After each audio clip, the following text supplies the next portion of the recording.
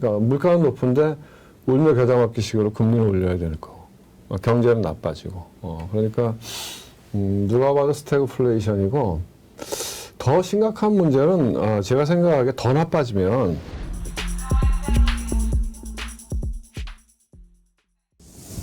예, 오늘 딥사이트 이창훈 교수님 모시고 시장의 그림들을 그리고 있습니다. 늘 이제 그 인사이트가 좋으셔서 제가 별명을 하나 지어드려 인사이트 리. 어떠세요? 과찬이십니다. 이번에 이제 시장에 관한 얘기를 해야 될 텐데요.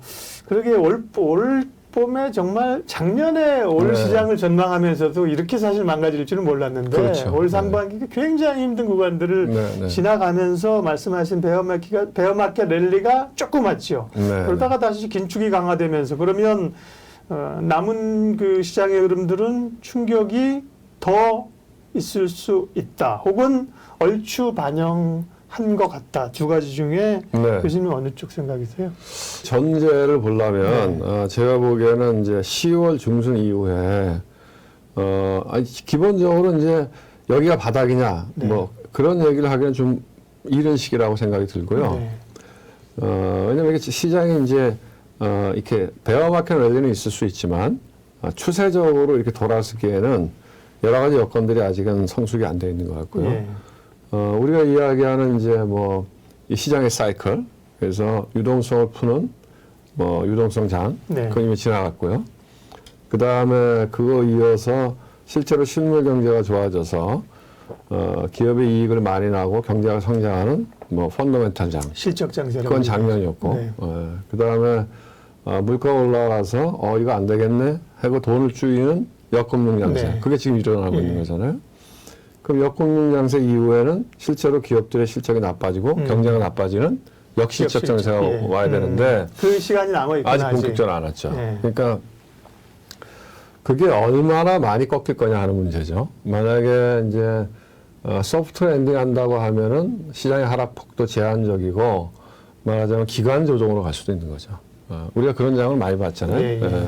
뭐 이렇게 지수가 이제 왜냐면 지수가 많이 빠졌잖아요. 많이 빠졌죠. 많이 예. 빠졌기 때문에 어느 정도 반영한 상태이기 때문에 추가적인 충격이 없으면 오르락내리락하면서 소위 바닥 다지기나 뭐 약간 흘러내리는 기간 조정 장세가 될 수 있는데 얼마나 이제 이 역실적 장세가 쓸 거냐 하는 거는 제가 보기에는 10월 중순부터 3분기 실적이 나올 거 아니에요. 미국에. 네. 그 3분기 실적이 어떻게 나오냐에 따라서 시장의 방향을 잡을 것 같아요. 왜냐하면은 우리가 시청자분들이 돌아보시면 2분기 실적이 나왔을 때 네.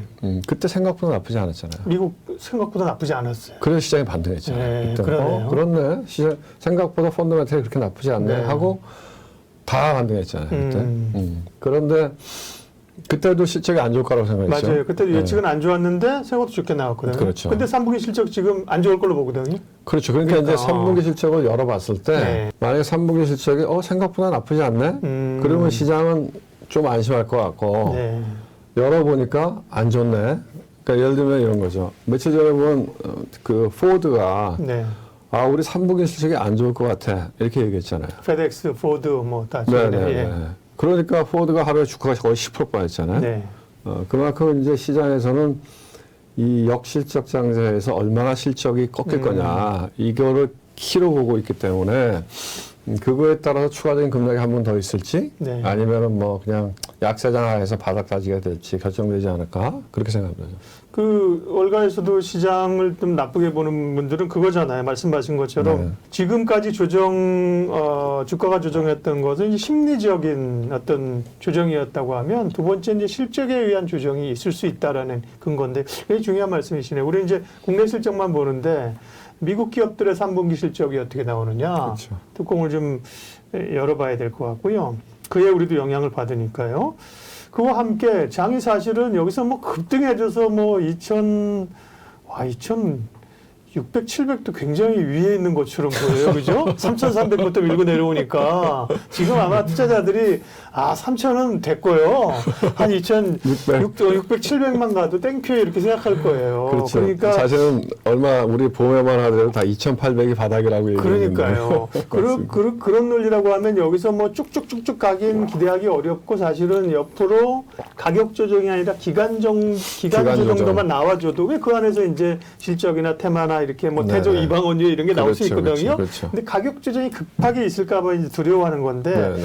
그 중요한 키를 쥐고 있는 게 또 이제 외국인들이란 말이죠. 그죠? 그렇죠. 외국인들이 네. 엄청나게 팔다가 올해 아까 정확히 말씀하신 미국의 7월 CPI 나오고부터 외국인들이 국내 주식도 사들였어요. 그렇죠. 네, 네, 그러다가 네. 최근에 또 매도세이거든요. 그렇죠. 네네. 환율하고도 관련이 있을 것 같고요. 네, 네. 외국인들 스테이스는 어떻게 보세요? 그러니까 뭐 이제 그때는 그렇게 생각했겠죠. 워낙 우리나라 주식이 많이 빠졌고, 그 다음에 늘 우리는 얘기하지만 밸류에이션 메리트가 있고 저평가도 있고 그런 상태에서 이 정도면 되지 않았겠어 하는 심리가 있었겠죠. 그 전에 많이 또 비오는 상태고 그렇죠. 하니까. 그래서 이제 또 그때는 환율도 좀 주춤했고 네. 1,300원 올라갔다 내려오고 뭐 이러면서 그런데 지금은 보니까 아직은 아니네 이런 거죠. 아직은 아니네 이런 거죠. 네. 그래서 결국은 지금 우리가 바라보고 있는 뭐 키는 결국은 미국의 물가죠. 네. 아니면 이제 그거보다 조금 더 선행하는 거는 고용 데이터겠죠.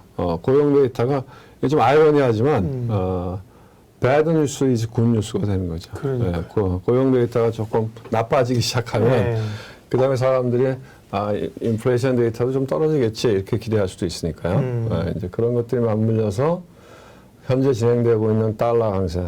저도 달러 인덱스가 110 간 건 처음 봤어요. 앞전에 한 120까지 갔을 때 그때는 그때가 몇 년도였죠? 아마 단장님 활동하실 때일 것 모르겠어요. 같은데요. 2008년 네. 금융위기 때도 제가 봤을 때는 네. 2008년 금융위기 때도 달러 인덱스가 100으로 안 넘어갔던 것 같고요. 그러니까 어쨌든 뭐 달러가 이렇게 강해지는 게 좀 누그러져야죠. 네. 그래요.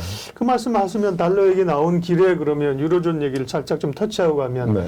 달러가 좋아서라기보다는 유로존이 헤매고 있어서 지금 달러 인덱스가 강한 거 아닙니까? 그런 거 아닌가요? 양쪽 다죠. 양쪽 다한 거예요? 양쪽 다죠. 네. 그러니까 이제 사실 유로가 처음 출범할 때는 네. 유로에 대한 기대가 꽤 많았어요. 네.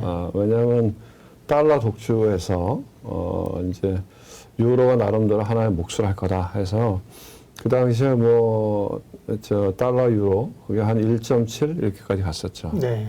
그런데 그게 지금 1.0이 깨졌으니까요. 네, 0.99 이렇게 가니까요. 네. 그러니까 그리고 이제 달러 인덱스 안에 유로뿐만 아니라 엔도 있잖아요. 네. 파운드도 있고, 네. 뭐 캐나디안 달러도 있고 등등 있는데 유럽은 누가 봐도 스태그플레이션이죠.